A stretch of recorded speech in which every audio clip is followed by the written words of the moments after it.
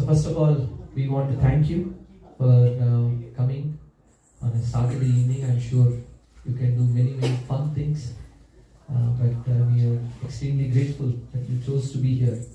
It's extremely rare for someone to have the desire to understand more about spirituality. Even more rarer is to take action in that direction. So you're in the top 0.01% from a spiritualist point of view. So we will give a round of applause to all of you for putting your first step forward. As I sit here, I'm remembering one story and one joke.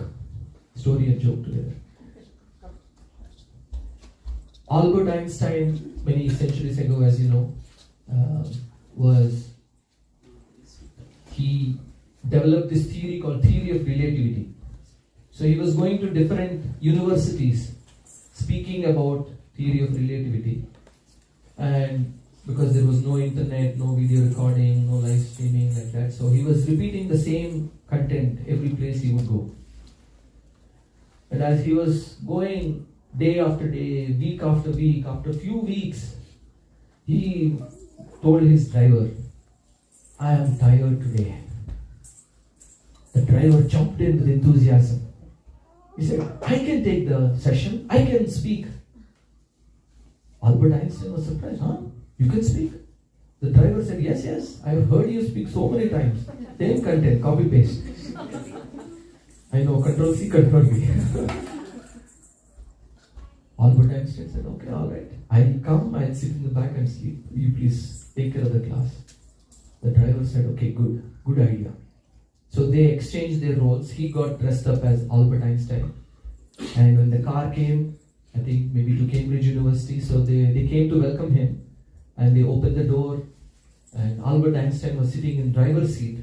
And the driver got a grand welcome, and nobody recognized him as expected.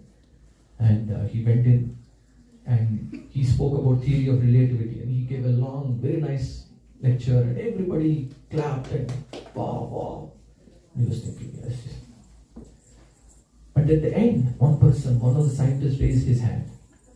He said, "I have a question." The driver was thinking, this never happened. Usually Albert Einstein never takes any questions. He said, "Alright, bring it on."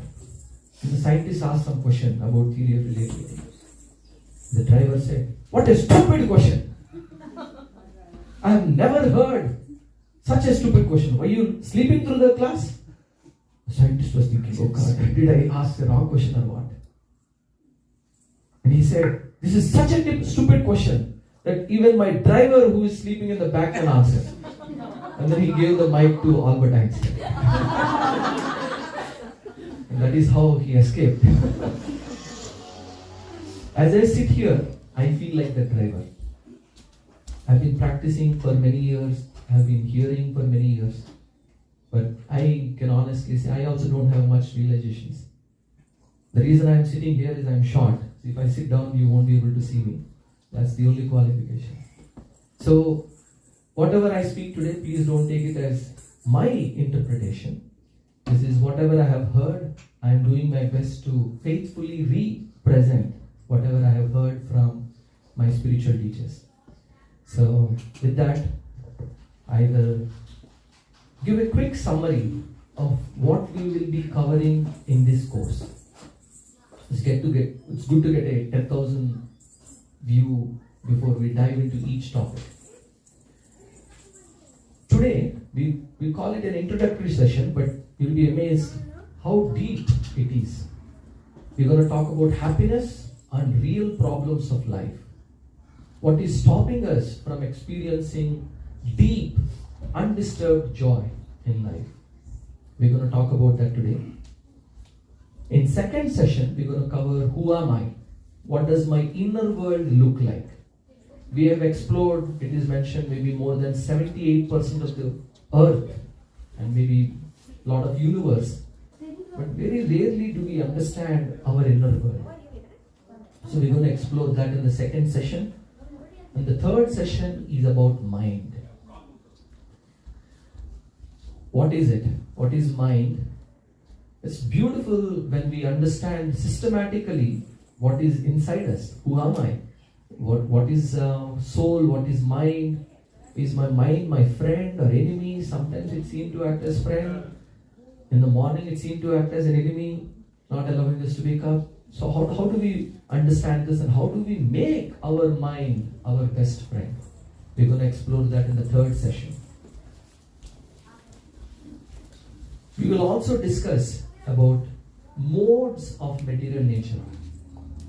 It's quite interesting how these different modes, sometimes we feel inspired, sometimes we feel not so inspired, sometimes we feel energetic, sometimes we feel dull, sometimes we are very tolerant, sometimes we are not at all tolerant. How does this work? So we're going to discuss that in the fourth session. And then we'll take a short break for the President's Day long weekend. And then this is our cellular session. Everybody signs up for this particular session. Why do bad things happen to good people? Why do bad things happen to good people? And sometimes they even wonder, why do good things happen to bad people? So this is a very deep topic. We could have covered it in the first session, but it requires some fundamentals to be clear. Just as building a house requires laying the foundation. So when we discuss the fifth session, you will understand the depth and the beauty of Bhagavad Gita and of Sanatana Dharma. And in the sixth session, we're going to cover, is God one or many? We see so many gods, so many religions. Are all religions same? Do all paths lead to the same destination? Sometimes, I know I follow ISKCON, so I'm sure you heard about Krishna. So sometimes we hear, did Krishna come from Vishnu or Vishnu come from Krishna? Is there Brahma, Vishnu, Maheshwar? Who is supreme? If there is one God, who is supreme? Like that. So we're going to cover all of that in the sixth session. And we will also discuss the mood for understanding Bhagavad Gita. How should one read Bhagavad Gita? When Srila Prabhupada, the person on the top there, is the founder Acharya of ISKCON. When he wrote Bhagavad Gita, he entitled it Bhagavad Gita as it is. Because there were so many versions of Bhagavad Gita, more than 600 translations of just Bhagavad Gita. Prabhupada called it Bhagavad Gita as it is. So we go distribute these books. Sometimes people tell us, oh, I already have the book. And they show us Bhagavad Gita as it is. We kept it also as it is. Cover also, the plastic cover on top is also like that only. We tell them as it is doesn't mean please keep it as it is. This information is presented as Krishna meant it. So we will understand the mood and the process for understanding Bhagavad Gita. Yes, I'm going to pause in 2 minutes. 8th session, we're going to talk about benefits of chanting. And one important note, we will be giving out certificates at the end of these 8 sessions. We call this Gita Essence, the essence of Bhagavad Gita presented in a relatable, practical way. And we do require 80% attendance. And interestingly, nobody likes tests. But our group here loves quizzes. We do something called Kahoot quiz. We do a live quiz where you finally get to use your phone for a good purpose. Just kidding. So where you can participate in the quiz, we will have leaders board and prizes. So that will also help us give you certificate as well. And all along this course, and maybe in today's session as well, I will be sharing few jokes. Because truth be told, we live in this world where TikTok and Snapchat and YouTube Shorts, Netflix, anything little philosophical, you doze off. What a wonderful class. I never slept like this only. So peaceful, so nice, you will think. So just to wake all of us up, we will crack few jokes. And then we're not just philosophy giving, but we consider ourselves a community of families, where we would like to practice spirituality in a way that, as Mohit Prabhu was introducing, I'm a software engineer. I work for a company called SanDisk. They make these pen drives and memory cards. So when I first started reading Bhagavad Gita, my wife asked me, hey, you're reading Bhagavad Gita? Are you going to leave us and go to forest? I just started reading. I also didn't know much at that time. So I said, maybe. But as you know, I'm still here. Because Krishna mentions in the Bhagavad Gita itself, actually. Arjuna wanted to go to forest. He wanted to not fight and go to forest. So we will explore what that means. But ultimately, the point I'm trying to make is, we want spirituality to be integrated into our lives. It's not something that we do at the end of our life. 50 years later, how should I have lived my life? Let me find out. Oh, I should have done this. So it's too late to read and practice spirituality at that time. Spirituality is meant even for as crazy Bay Area people as us as well. As busy and as multitaskers as we are. After the first 8 sessions, we're going to have continued course. We call it Gita Amrita. And we will have 10 plus more sessions included in that. And that's where we will go deeper into the Bhagavad Gita as well. And as I was mentioning, we are a community of families where we go out for picnics. We have sattvic enjoyment where we connect with nature. We do kirtans. We go on spiritual retreats. Everyone in our group loves going on spiritual retreats. We celebrate festivals. We do service together. We have drama performances. Kids engagement is one of our biggest, because we coming from India, we think I'm okay, but what about my kids? So we want to engage both. So kids, as you were seeing, we haven't done much, but usually we pass the mic around to kids, and kids are also seeing it. They're so expert, so interested in all of this. So you'll be amazed. We will have youth presenting some frequently asked questions little later, maybe sometime in March. We also have a Hare Krishna Kirtan band once in a while. Maybe next week we will have a performance here, where very immersive Kirtan performance as well. We will also have some world-renowned monks who travel once in a while. So we host them as well. Shubh-Vilas Prabhu, Chaitanya Charan Prabhu. There are many wonderful world-renowned monks who travel, who come give us their association, they give their classes as well.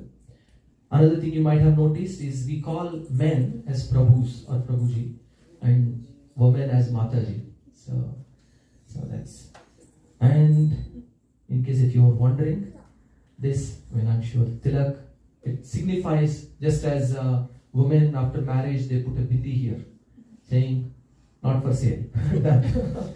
So, but it shows I'm committed to someone. So this is what this Tilak represents. It shows that I'm committed to my spiritual practices.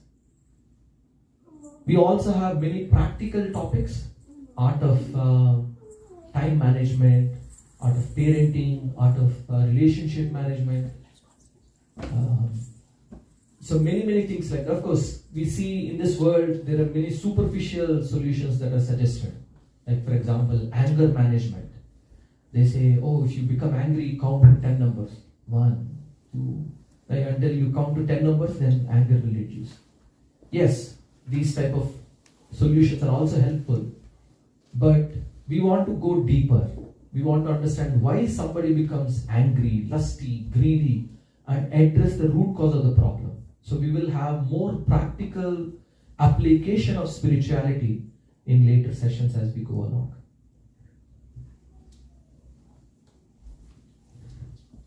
Okay, so with that, any questions before I begin today's session? Any comments? I will pause for questions at logical points because the flow, I don't want to disturb the flow. So we will pause at logical points, and then of course we will pause at the end as well. And then you can ask questions, and if you have any comments. And we will also share something called reflections, meaning any takeaway point, any point that was like, wow, this is so nice. I wish everybody caught this point. Let me reflect it back. So reflection is anything that you heard, that you felt, wow, this is such a nice point. I wish to contribute it back. So when we pause, you're welcome to share your reflections as well. So we highly encourage you making notes if you like on your phone, or just here and make notes here as well. So that's also fine. You had a comment or a question. We'll give you a free mic. Can we please pass this mic? I think people can hear me. So if I miss any session, will there be recordings that I can watch later? Yes, there will be recording that we will have. But we highly encourage people to come in person. Especially the first 3 or 4 sessions are foundational. So we encourage everyone to attend in person because the atmosphere is different. When we are sitting here where 50 other sincere souls are sitting to hear, even if our sincerity is not at that level, looking at them, somehow we feel inspired. So that's the reason. But for unforeseen reasons, you have to travel. Yes, we will make use of technology as well. Thank you. Any other comments, questions before we proceed? All right. Today's session, we're going to begin with what are real problems of life. Have you heard about problems in life? No? All of you are laughing joyful. What are you talking about? Problems? No, we all have experience. Too many of them, in fact. So we're going to talk about, but what are the real problems? Problems that are real. There are some temporary problems. Some problems that are problem for some, but not so for others. So we're going to discuss about some of the temporary solutions that this world gives us. Hey, try this, do this. We're also going to discuss about different levels of happiness. What the experience of happiness that we all experience is at different levels. And we're going to discuss about do we want superficial happiness or do we want deep happiness? And then finally, we're also going to talk about how are we special as human beings, what is our speciality. Okay, here is one question. Please shout out your answers and I'll repeat for everyone. What is everyone running after? So what are we all running after? Happiness. Happiness, okay, very nice. We will give a round of applause every time somebody shares something.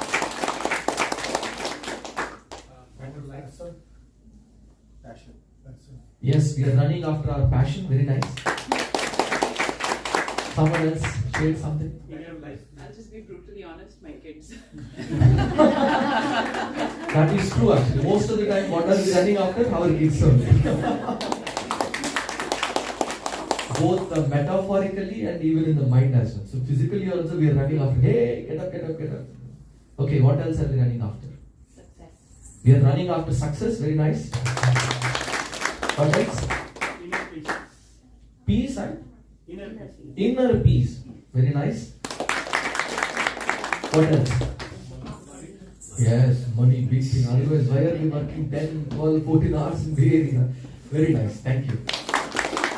What else? I used to run, but I'm not running because I've got something very on my foot, so I'm not running. Last year, someone said, what is everyone running after? They said health. I said, yes, true. I wish everyone is running for their health, but there is one joke. They say, it's not that diabetes runs in your family, but it is that no one runs in your family.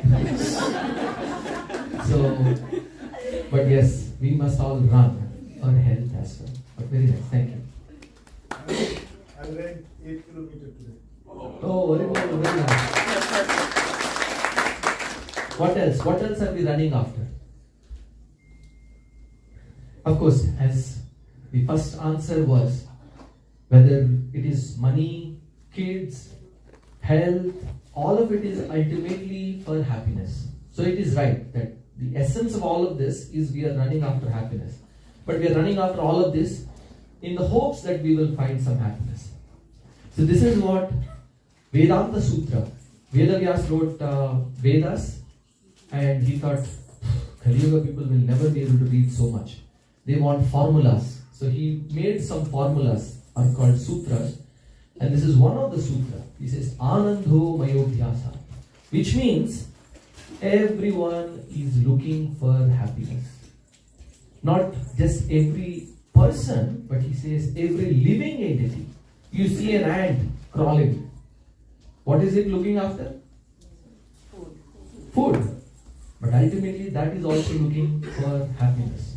A mosquito, any living entity that you find is ultimately looking for happiness only, not just human beings.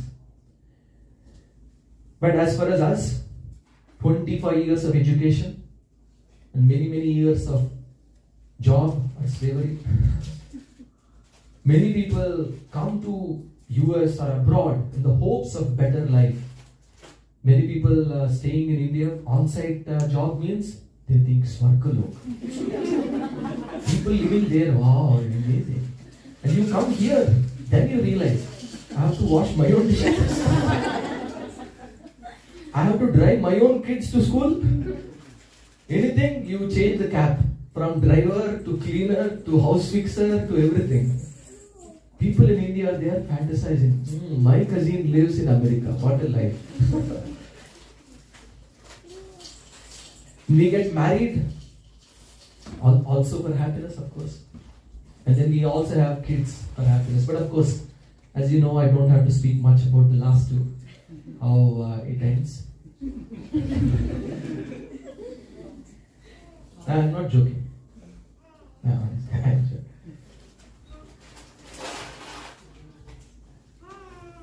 The things that we acquire, a home, cars. Someone recently bought a Tesla car. For 2 months they are excited. They were mentioning, I bought Tesla hoping that I'll be happy, but after a couple of months I feel no difference between my existing Camry car and Tesla car. We are sure it has more features and all that, but that's the essence that he was sharing. We buy smartphones. I don't know what is the latest phone, but maybe iPhone 17 or 18. Apple says, buy this phone, it looks nice. And you're thinking, my life is anyway miserable, let me buy some phone, new iPhone. Very nice. Looking nice. And one week, maybe 2 weeks, you set up the new phone, looks good. Very nice. But then, after some time, maybe a week at best, reality hits. Husband is still shouting, children are still screaming, boss is still demanding. All the original problems of your life return. That this new phone no longer gives you happiness. Clothes, jewelry. I will make no comments on that. Matajis will throw stones at me. Food. For many people, the only enjoyment I get is food. Everywhere else, let me at least peacefully eat, people think. That's true? Yeah, actually that's true. Food part. The rest of them So, the unfortunate reality is, despite so many advancements in technology, despite coming here to the Western world, earning so much, having access to so many enjoyments, can we say that I am always happy? I always get what I want and I never get what I don't want? None of us can honestly say that. So happiness in this world, according to Shastra, according to Bhagavad Gita, it is compared to a mirage. Mirage as in, you see, I don't know any of you have experience of going on I-5, long drive to LA. Feels like, California, when did it start having, of course, recently rains are coming, but you see there is a water puddle ahead of you. As you keep driving, the puddle also keeps moving. So, Shastras say that happiness in this world is like that mirage. Seems close enough. Yes, yes. Work hard. $1 more million and I'll be happy. Kids, graduated, then I'll be happy. But somehow that destiny, that so-called happiness seems to keep moving. Okay, here is another question for you. Is satisfying the senses or the mind, is it happiness? What are your thoughts? How many of you think yes? Senses, satisfying the senses or the mind is happiness? Okay. Okay, happiness. Okay, 1, 6, 7, 8, maybe 9 of you think. Okay. How many of you think satisfying the senses and the mind is not happiness? Okay, maybe another 10 of you. How many of you are on the fence? Confused? Or sleeping? You will never be able to raise if that's the case. Imagine a bowl of your favorite sweet. Imagine maybe, today I don't think there is gulab jamun on the menu, but just for the experiment, a thought experiment. Imagine a bowl of gulab jamun or your favorite sweet. What is your favorite sweet? Kushbu. Actually, I like all sweets, but Oh, that's a big one. Oh. maybe jalebi. Jalebi. Okay, imagine a bowl of jalebi dripping with that sweet syrup, and you're looking at it, and you take your first bite. Amazing, fresh, hot, tasty, juicy, crunchy, rightly, amazing. And you take one more, 2, 3, 4, 5. After 10, do you feel the same joy? Do you look forward to one more? Somebody brings one more bowl of jalebi. Now, unfortunately, the thought experiment ends here. So the question is, are we satiated? Satiated as in we are full. I cannot take any more. Or are we satisfied? So what the senses experience is, of course, we do get some happiness, right? I mean, sure, all of us, as you were mentioning, when we eat, we feel joy. But after you eat the best item that you love, a plate full, somebody brings you another plate full, you're looking, that no longer looks like enjoyment but as suffering to you. Oh God, I don't want any more. So we are really satiated, we are full, but not satisfied. The mind wants more. Give me more, but I can't take any more, you say. So the happiness in this world, with the help of ChatGPT, I gave it some graph and I put this graph together. This is the pursuit of our life. This is the pursuit of happiness. What we are looking for is this deep, unending happiness. We are looking for deep, not just shallow. Only touches the tongue. There is one of our, when I was in college, maybe more than 20 years ago, all our friends, we were sitting in our canteen. So we had a very nice facility where we were sitting there, very beautiful weather. We ordered samosa, very crunchy, nice, crisp samosa, like you were asking for. And we were eating, wow, right crispness, right hot, right spice, everything was so perfect. We were enjoying the samosa. And as we were enjoying, we felt, wow, this is the life. Live life king size. And we ate half, 3/4. And one of the friends came by. And he announced that the exam results are out. And he pointed to one of my friends who was raving about this samosa. Wow, this is amazing, excellent samosa. He pointed at him and he said, hey, You flunked. You failed in three tests. This guy who still has the samosa in his mouth was chewing. But that samosa no longer gave him pleasure. So our happiness in this world is also like that, unfortunately. It's shallow, not so deep. It doesn't really touch the heart. And it is also not long lasting. It lives for some time, you feel some joy, some peace, and then again you're thrown back into the world, and then you're running for happiness, searching for happiness, fulfilling your duties in the hopes of finding happiness again. And then again you get another drop, you feel very nice, and then you continue like that. But what we are longing for, especially it is mentioned midlife crisis. Anybody heard this? We have 30 plus, 25, 30, 25 to 40 is our, lot of people come here.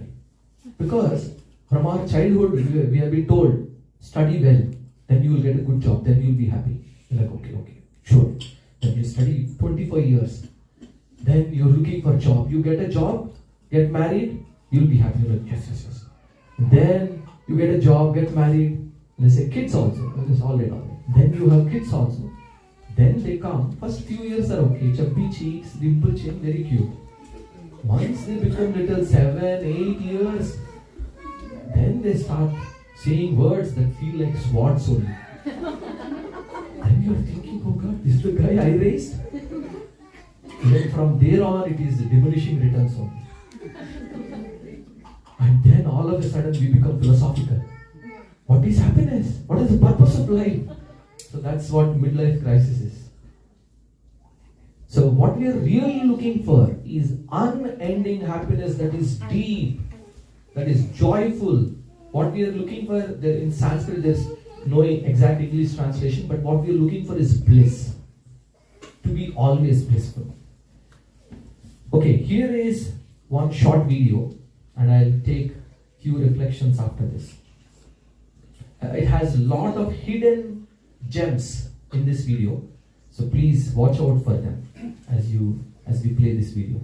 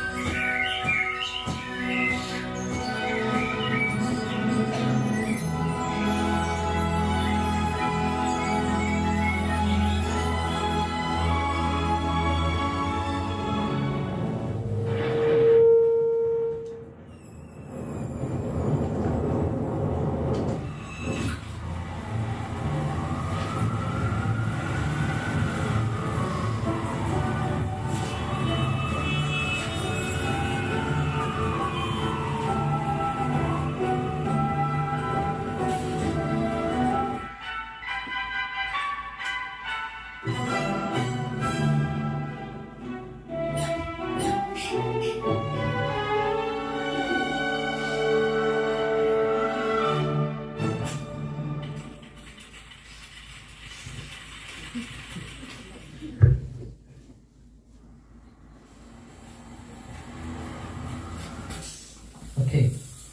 What did you notice in this video?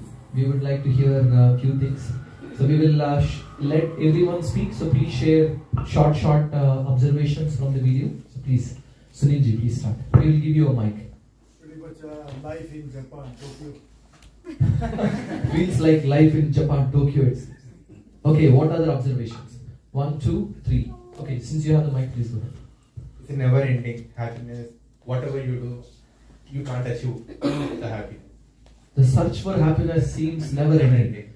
Whatever he's running from one thing to the other thing, which promises happiness but doesn't seem to get.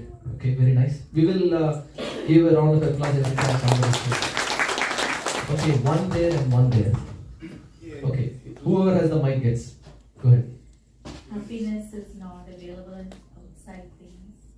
Okay, so what she deduced from the video is happiness is not available in outside things. Very nice, beautiful point. We will pass the mic to the back.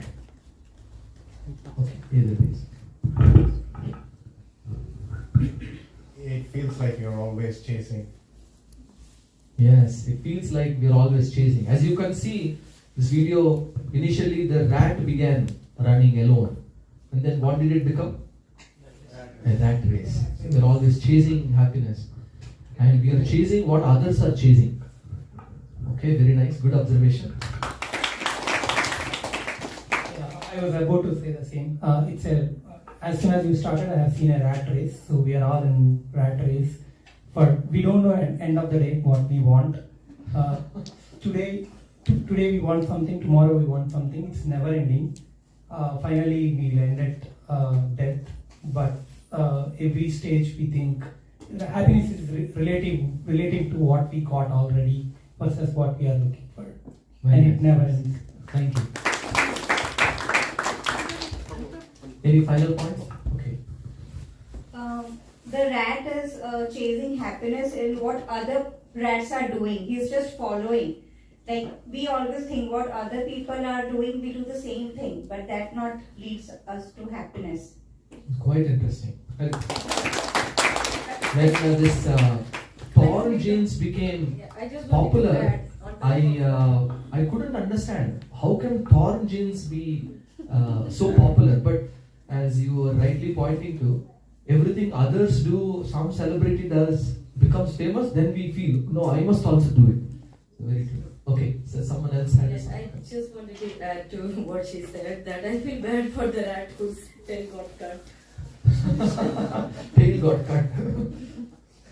Yeah, you saw the Black Friday, everybody rushed in. Of course, that's no longer the case here. But the point there they are making is the supply is limited, and everybody wants something for them. And in that fight to acquire more and more and more, you see somebody else who also wants the same thing. They may have traveled with you. They may be same person as you, have the same troubles as you. But as soon as both of you are competing for the same thing, what does he become? Your enemy now. You think, wow, this guy also wants the same thing. Now let me bite off his hand or tail. So that's the competition in the world right now. That's how it is. So, okay, final comment. This video just reminded me, my 11th grader once told me that he came to me really upset and he said, Mom, Dad says I have to be ready for the rat race. You know, there's so much happening and I feel so bogged down. So I just looked at him and I said, it just depends. Do you consider yourself a rat? And I think it ended the discussion for us there. So he was a little at peace and I said, you don't have to consider yourself that you have to join the race. You can take your own time and Very nice, thank you. That's Are we recommending that we stop running, just sit at home, become a couch potato? No. We do want to run because that's our nature actually. Because as I mentioned, Anando Mayo Bhyasa, that is the nature of the living entity to look for happiness. But what we will be recommending is look for happiness in the right things, in things that will actually give you deep unending happiness. Happiness, Bhagavad Gita mentions about happiness in the mode of sattva gun begins as poison. It feels like poison. Like exercise, for example, going to gym. Oh God, you go and first day you have so many bodily pains. Thinking, oh God, how will I survive? And you keep doing it. After a week, 2 weeks, 3 weeks, then the nectar begins to come. Then you're enjoying. You feel, wow, I've never been so alive like this. I'm so active, so positive, so refreshed all the time. I have energy all the time. You feel like that. So happiness in Sattva is like that. It does require some patience, some tolerance, and so. Okay. So what is the solution? How can we be happy? But before we discuss about the solution, let's define the problem first. Because problem for one is not somebody else's problem. Something might be a problem for me, it may be too hot for me, but you're thinking, I wish they switch off the fan, it's too cold. Or somebody might say, I wish there are more rains. Others are thinking, oh God, when it rains, it is muddy. Farmers are thinking, no, rains are good. Shopwala is thinking, rains are good, I'll sell more umbrella. So what is a real problem? Problem, so we have a definition for you. A real problem must satisfy these 3 criteria. Problem should be common to all. Everybody should have that problem. Number 2, nobody wants that problem. And number 3, but even though nobody wants it, no one can avoid it. This is the definition of real problem. Otherwise, it's a relative problem. So, once one person was visiting a hospital, a mental hospital. He saw the doctor was giving him a tour, and he saw one person. He is trying to commit suicide by jumping from the window, and the nurses were holding him and dragging him back, and he is shouting, "Laila, Laila, Laila, Laila." And the visiting guest asked, "What is this?"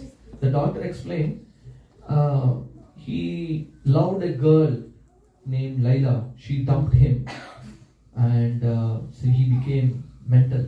Now he joined the mental hospital. So thinking about her, he wants to commit suicide. The person said, okay. And then he went further ahead. After some time, he saw one more person trying to jump out of window. He is also shouting, "Laila, Laila, Laila." This piqued his interest. He said, "What?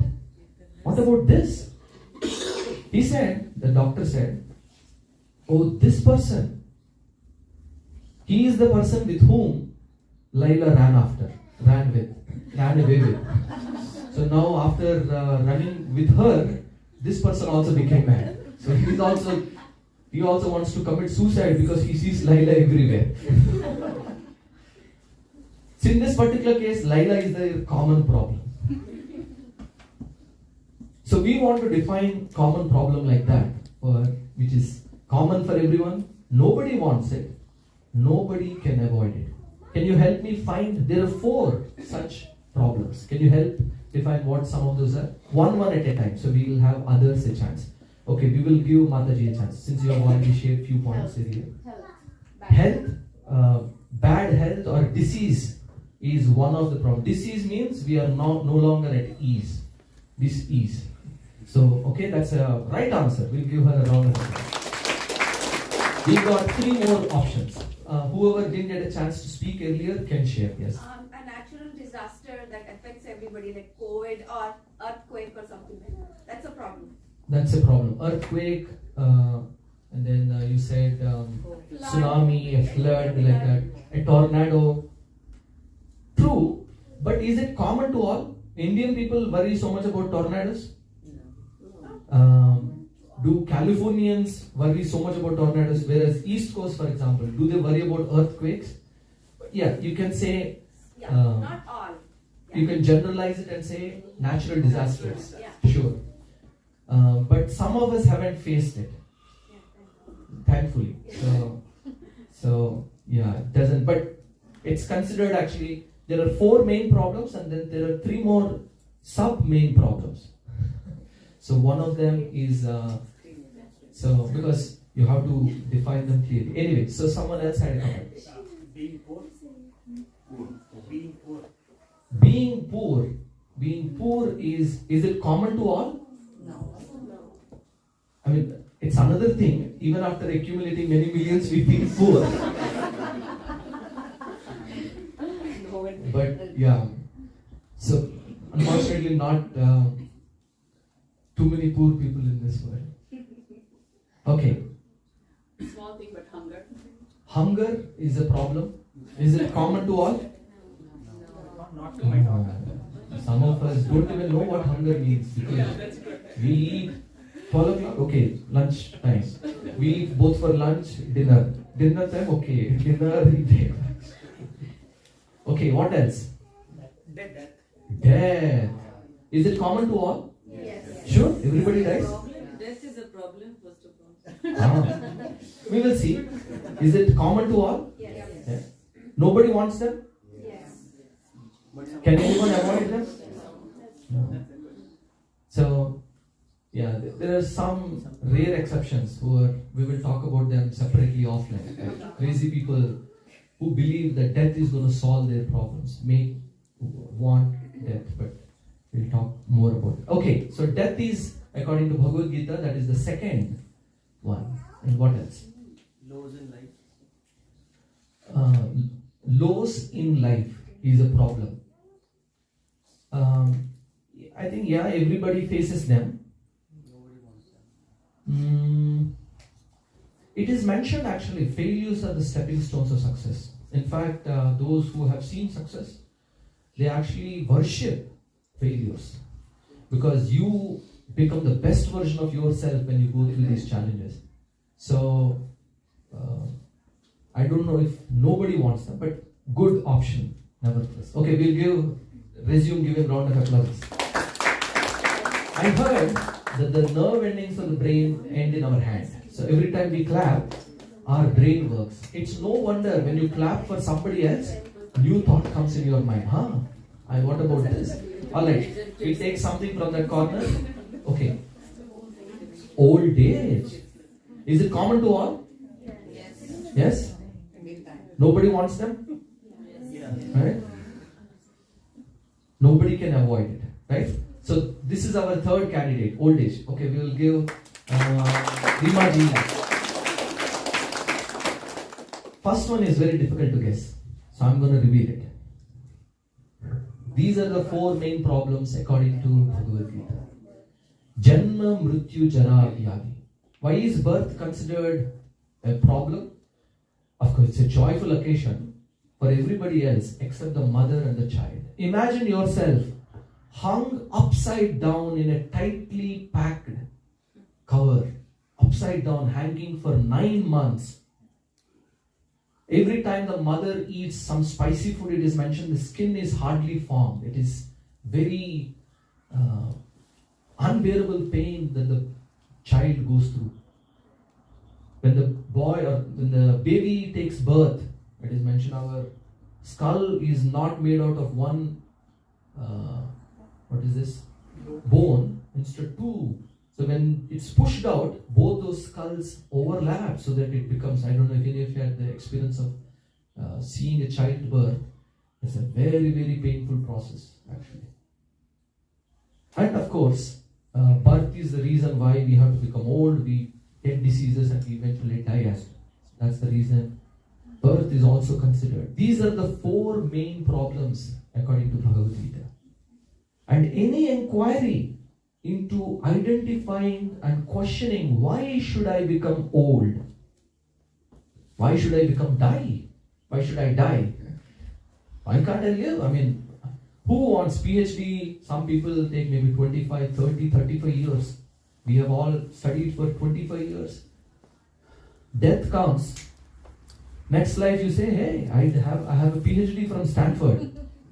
Please get me my degree. I say, sure. But first start with ABCD and eventually you can go to Stanford.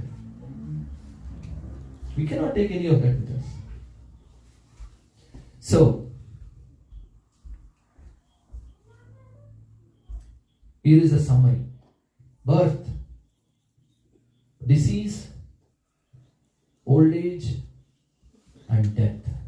We have an acronym for this: birth, old age, disease, and Yamaraj. B-O-D-Y, body. You see, old age is very interesting because beauty industry is a multi-trillion-dollar industry. So many products. You switch on TV, so many advertisements. That this. Disease, another multi-trillion-dollar industry. They run the advertisement for 30 seconds. They speak about side effects for another 1 minute. To take this medicine, there could be serious consequences. This, that, you're wondering, should I take or not?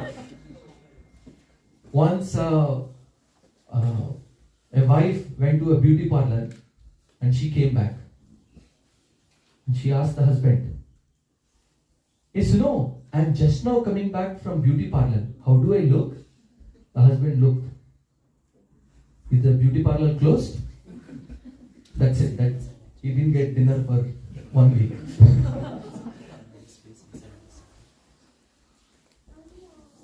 Death. Oh God. Very painful. Once one doctor was about to operate on one patient, and the doctor came with a garland. The patient became little afraid. He said, "Oh, doctor, what is this?" The doctor said, "Don't worry. If the operation is successful, you can put this garland on me. If the operation is not successful, I will put this garland on you." But all of these are real problems. So many people suffering traumatic experiences because of this. So this is the shortcut we will remember. B-O-D-Y. B is for O, D, disease, and Y is for Yamaraj. Yamaraj is death. So these are the 4 real problems of life. And these are the real problems we want to solve. Of course, the other problems, they are there. Oh, too hot, I need fan, AC, I need clothes, shelter. All of that are, yes, those are fundamental aspects of life. We should work on them. But we must also spend some portion of our time understanding these and addressing these real problems of life as well. And when we begin asking the questions and working towards this, that is when spirituality 101 begins. Until that point, we may be going to a temple, we may do elaborate pujas and rituals, but we cannot claim to be spiritual unless we know this is the problem I am solving. Once we start addressing this, then we can say, I am a spiritualist now. Until then, unfortunately, truth be told, we are either pseudo-spiritualists or ritualistic. What are some of the temporary solutions that this world gives us? Some people say, just do it. Why do you worry? Anyway, problems come. You can't. Can you control death? No. So just don't worry. Just do your part. Just do it. Like a tagline. Just do it. Just live your life. As I was mentioning, live life king size. Sure. But when eventually any of these problems comes, then the world comes crashing down. Then you can no longer just do it. Other philosophy is this. You know what this bird is? Ostrich. Did you know that ostrich, when it senses danger, it sees there is some tiger coming, do you know what it does? When it is out of options, it digs a hole, apparently, and hides its head. So some people say, don't worry about problem. They'll come when they come. Just don't talk about them. In my childhood, in my family, anytime death is a taboo topic. We are not supposed to discuss also. Anytime we discuss or bring up or say, will we die? Or some person died or this, my mother would say, shh, shh, shh. There are tadastu devatas. Whatever topics we discuss, they bless us with that. Not supposed to discuss those. So some people just, as they say, push it under the carpet. If it is not visible, then life is good. But is that a real solution? Not talking about it? No, it's like examination.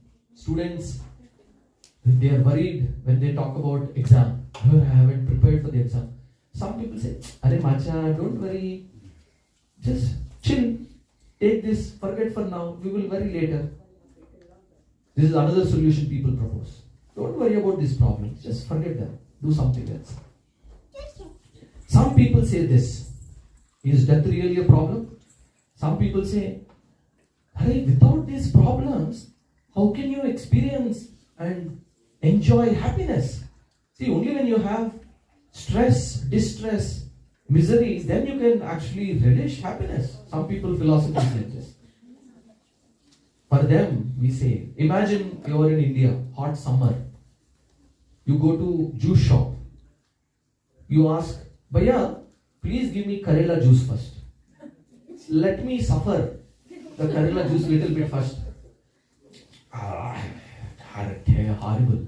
Now please give me banana milkshake, chocolate banana milkshake. Do we ask like this? No. Actually, it is mentioned the soul. We long, the soul longs for. We don't need distress to feel happy. We can be happy, just joyful all the time, without distress also. So some people philosophize these by saying, happiness is, they give this like this, stay positive, be happy. Superficial, stay positive, be happy. I mean, what does it exactly mean? Sometimes they even give these rhyming words. Problems are part of life, managing them is art of life. Nice, but what does it mean? Yes, I'm not recommending that you become, oh God, death. No, but at the same time, these do have a place. Saying positive does have a place, and not always worried and be consumed by worry is also not the right thing. But at the same time, pushing it under the rug, forgetting about these real problems of life while we are solving temporary, some minuscule problems, wasting away all our valuable human life is not the recommendation of the Bhagavad Gita. Once one person was walking, well dressed up, and as he was walking outside, few birds were flying above him, and a bird dropping fell on him. And he remembered, stay positive. He said, thank God, elephants don't fly. So yeah, they do have some place like that, but they don't really solve the fundamental problems of life. Because death is like exam. And who would be well prepared for an exam? Would they be worried about the exam? Whether the exam is a surprise test. Somebody well prepared, attends all the classes, he's well studied, he knows what is the subject matter for this semester. Do you think he'll be worried about a surprise test? No, he'll be like, wow, sure. Now the professor will get to know who is studying and who is not studying. In fact, they look forward to those tests. Do you think those who are not preparing, do they look forward to the test? As soon as they come to the class and they hear a surprise test, they think, oh God. So similarly, death is like an exam. And those who are prepared, many of us don't even know the syllabus actually. So, if we know the syllabus and are prepared for it, are you afraid of death first of all? Right now, do you have some form of fear? To the extent we are prepared, to that extent we become fearless.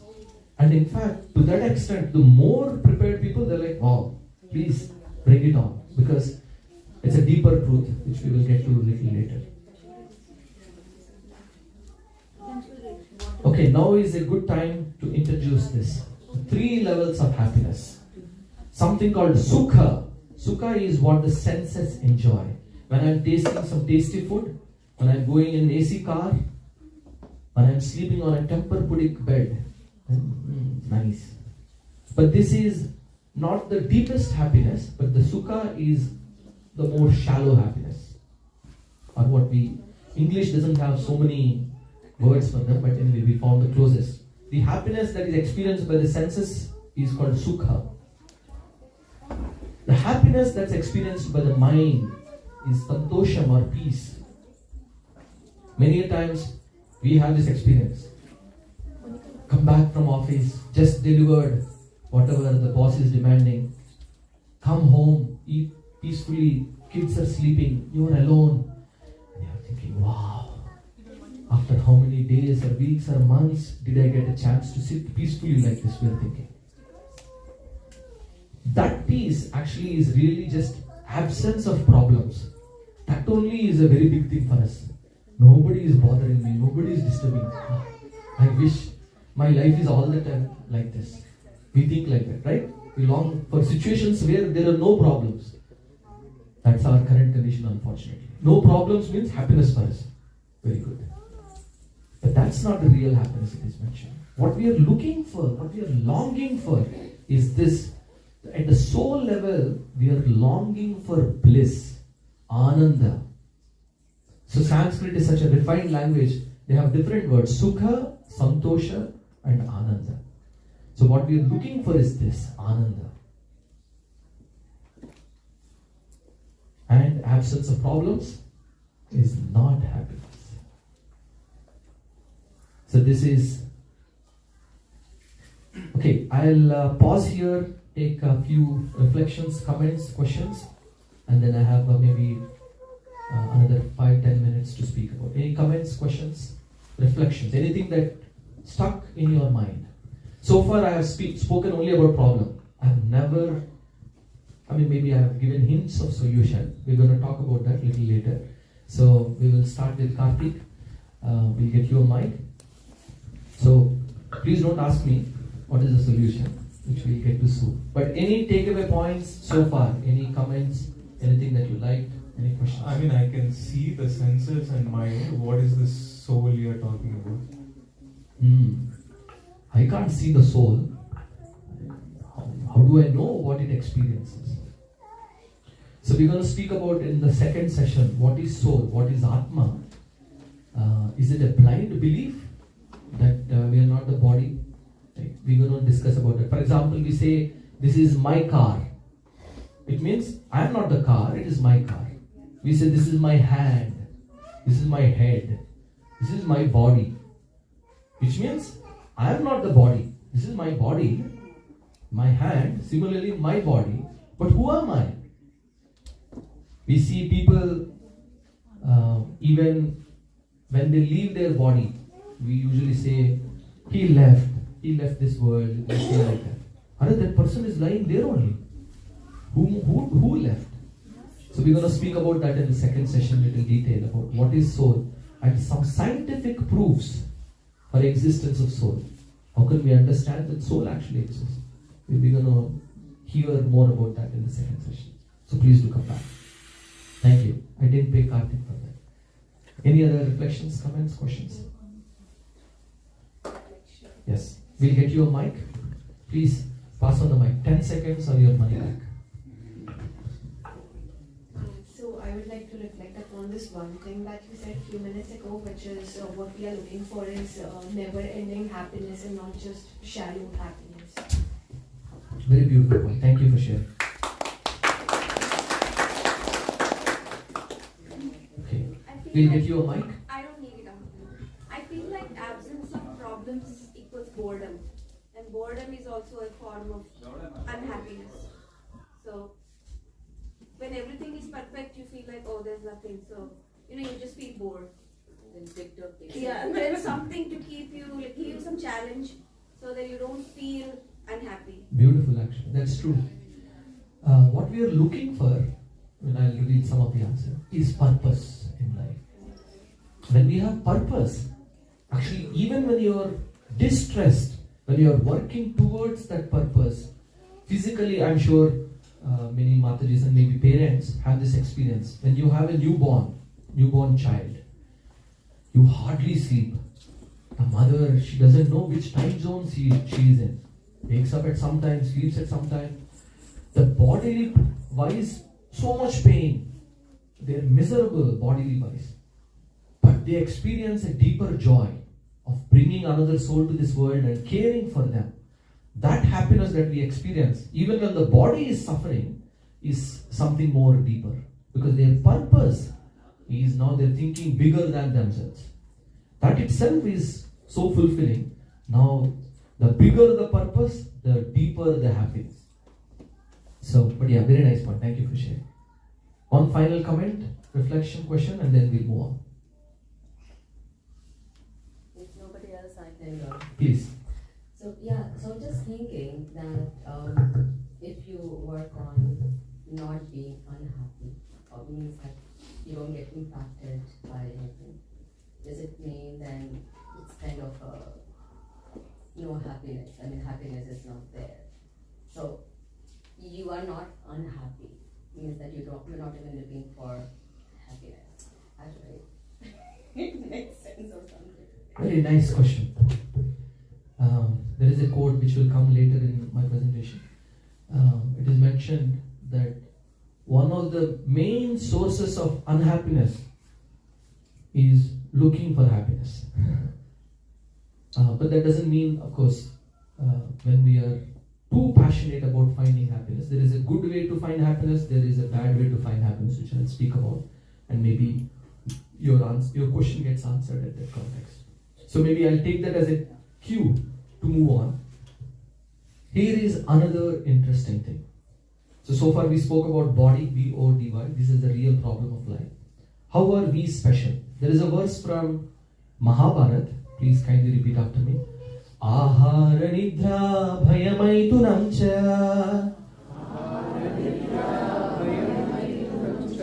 Samanyametat pashubhir naranam Samanyametat pashubhir naranam Dharmo hitesham adhiko vishesho Dharmo hitesham adhiko vishesho Dharmena hina pashubhi samanaha Dharmena hina pashubhi samana.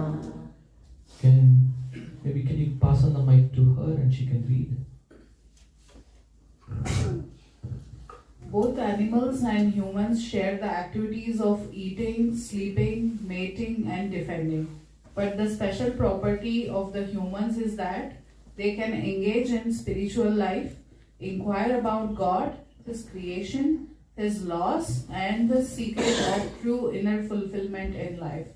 Therefore, without spiritual life, humans are on the level of animals. Thank you. It is mentioned there are 4 common activities between animals and human beings. S-E-E-D. Seed. Sleeping, eating, mating or enjoying, and defending. Actually, most of the modern world things that we do fall under these 4 categories. However sophisticated they may be. Eating in a 5-star restaurant is still eating only. Sleeping in a water bed is still sleeping only. Once you sleep, you don't even know where you're sleeping actually. So this verse is saying, unless human beings inquire deeply about the real problems of life and the permanent solutions for these real problems of life, Mahabharata is very strongly saying that we are no better than an animal. I'm not saying that. Mahabharata is saying. That's true actually. Prabhupada would say, animals are going on 4 legs, we are driving in 4 wheels. So what sets us apart is this spiritual understanding. So they are eating, we are eating, sleeping same, mating, defending, everything is a common activity. We cannot say that animals enjoy less. No, we don't know that. In fact, there are more animals who can do some of these activities better than we do. You never hear pig getting a diabetes. We overeat little bit and then we get chubby cheeks. What is this chin called? Double chin. Like that. So many diabetes, all these diseases. Even mating. There's once for February 14th, what is it called? Valentine's Day. Valentine's Day. On a Valentine's Day, one guy took some lotus flowers and he proposed to a girl. I love you. the girl took the lotus and she slapped him. The guy is shocked. Arey? And then she said, "This is tit for tat." That confused him even more. He asked, What? I gave you lotus and I told you I love you. Me giving lotus and you giving slap, how is it tit for tat?" She said, "You gave me BJP, I gave you Congress."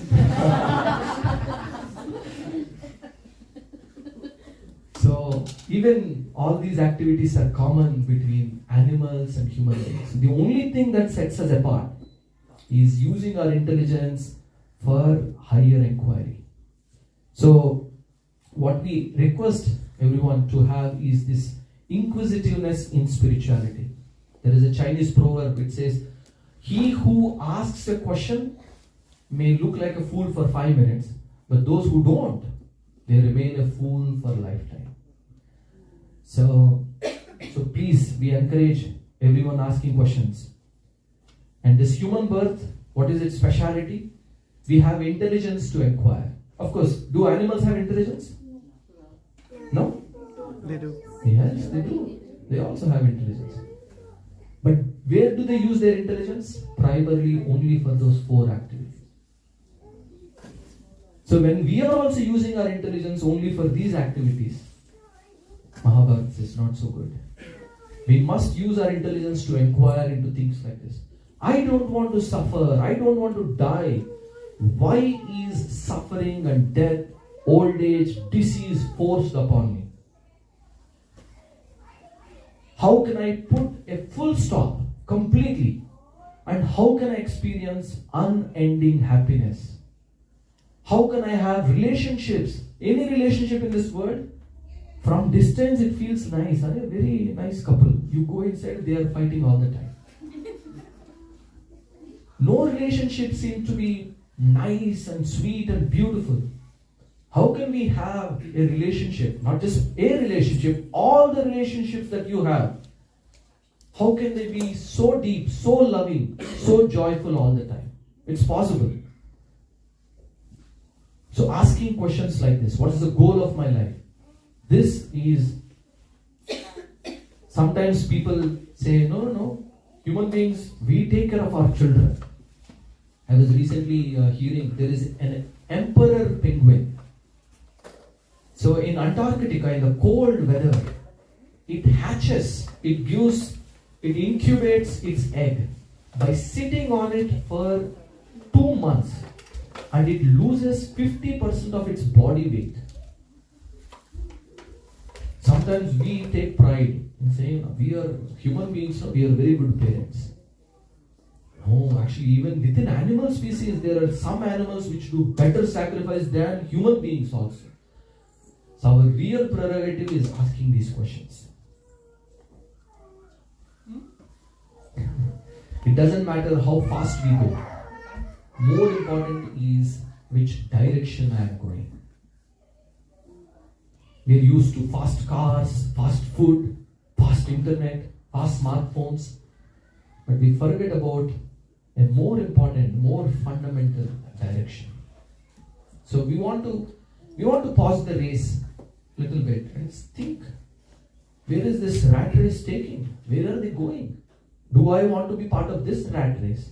There are smaller races happening elsewhere, which are more meaningful, more fulfilling, which address these foundational problems of life.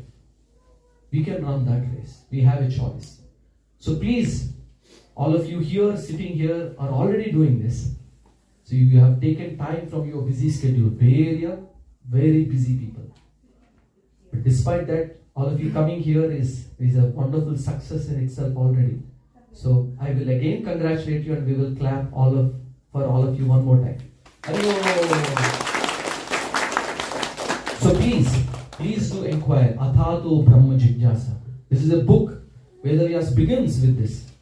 Therefore inquire. Any book begins with therefore inquire? No, usually it doesn't. Because we have all taken human birth and we are now in a position to read. Vedavyas begins this book by saying, Athato Brahma Jignasa. Please, therefore, you inquire. And question mark is the most powerful punctuation mark. The bigger your question, the deeper the happiness you will feel when you find the answer. If you are always thinking about where will my next meal come, where will I find my next job, how will I take care of my kids today, tomorrow, the bigger your question, the deeper the happiness you will experience in life. So now you may ask, all right, enough of beating around the bush. Please tell us, where is happiness? I'll conclude with 2 short stories. There is this beautiful story of musk deer. It experiences, it smells a very fragrant smell. And maddened by this smell, it searches every valley, every nook, every forest, every mountain. For the entirety of its life, it is searching. But unknown to it is that this fragrance comes from its own body. The musk scent that we are all familiar with, it is actually mentioned in weight. Musk fragrance perfume is 3 times more expensive than gold. And that fragrant perfume comes from the body of this musk deer. But unknown, it is searching in all the places around the world. Similarly, we are also all searching for in things, happiness in outside things, outside people. But the happiness is all along hidden inside. Here is another story. Once one person went to a sadhu. He said, I want happiness. He said, okay. See, outside there is a garden. And in that garden there are many butterflies. Can you go and get me a butterfly? He said, okay. He went, tiptoed. He saw a few butterflies flying somewhere, so he tiptoed to it. And then slowly reached out, and as he was about to grab, the butterfly flew. And he went to another branch. And then he went to another branch. Now he started walking a little fast. Then he started running. And the faster he ran, the faster the butterfly ran away from him. Running, exhausted, he finally came back. And he sat down. And as he sat down, one butterfly came and sat on his lap. And that's when the sadhu appeared. He came and he said, this is what happiness is. The harder you run behind happiness, just like the butterfly was running away from you, happiness seems to always evade you. But instead, you focus on something else, then happiness automatically comes to you. What is that something else? Here is another short story. One person went to a supermarket and he frenetically searched for a product called happiness. And he came to the store owner and he said, hey, where can I find this product called happiness? The store owner said, oh, you want happiness? No problem. You go to this aisle, go to this section, get this specific product. And the person went to the aisle, got this particular product. And as the store owner was scanning the product, it came out that product name is service. The store owner from under his desk took another byproduct. He said, when you buy this product called service, the byproduct that you get is called happiness. So where is happiness? Happiness is within, and happiness is in our endeavor to serve. The bigger our service is, the deeper the joy we will feel. When we are serving our own self, our own senses, we do get some happiness, but it is short-lived. When we serve our family, our children, our husband, wife, we experience a little deeper sense of happiness. And when we serve community, society, country, humanity, living entities, the bigger the service, the bigger the joy and the happiness that we experience, the deeper and long-lasting happiness that we experience. So that's, and of course, this is not the conclusion for where to find happiness. That's only pointers. We will speak more what to serve. Okay, when you say serve my family, is that serving food enough? So we will talk about more of that in the coming session. So in the next session, we're going to hear a little different perspective. All of us coming from India, we have heard we are not the body, we are the soul. But what exactly does that mean? What does it mean to live like I am not the body but I am a soul? What does it mean? How does the inner world look like according to Bhagavad Gita? What are some of the scientific proofs for the existence of soul? Some of us may go, no, I already know Prabhu, I am satisfied. But can you give that knowledge? Can you satisfactorily explain that to your next generation? Possibly not. So that session will help you give a very systematic formulas that you can tell your next generation or for your friends as well. Okay? In today's discussion, you will all help me. This is the summary of our discussion today. What are we running after? We're all running after happiness, but unfortunately, mostly in a rat race. Whatever everybody else is doing, she bought a house, I buy a house. Yes. I think it's a rat race is fine, but I would say it's a mirror society. Everybody wants to be like. So yes. Identical to, okay, that guy bought He bought a Tesla, I should also buy Tesla. So it's It's better if we can buy, what is the Tesla S, Tesla X. He buys Tesla S, I buy Tesla X. Big competition. What are the real problems of life? What are the 4 real problems of life? Birth, B for birth, O for old age, D is for disease, and Y is Yamaraj, death. What are some of the temporary solutions that this world, corporations, Facebook, TikTok, all of them suggest? Just do it, don't worry. Or hide, don't talk about them only. Or some superficial, stay positive.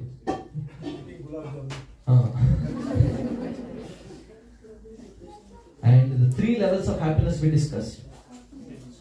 Sukham, the senses.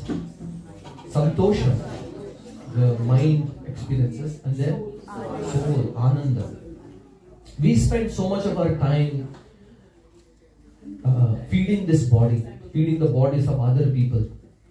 We spend so much of our time on Facebook, YouTube shorts, just so that the mind is pacified. But we rarely feed the soul. So here is my humble request. Coming here every week, spending 2-3 hours here is like how much percentage of your life? We have about, please help me, 7 days a week, 24 hours. How many hours is that?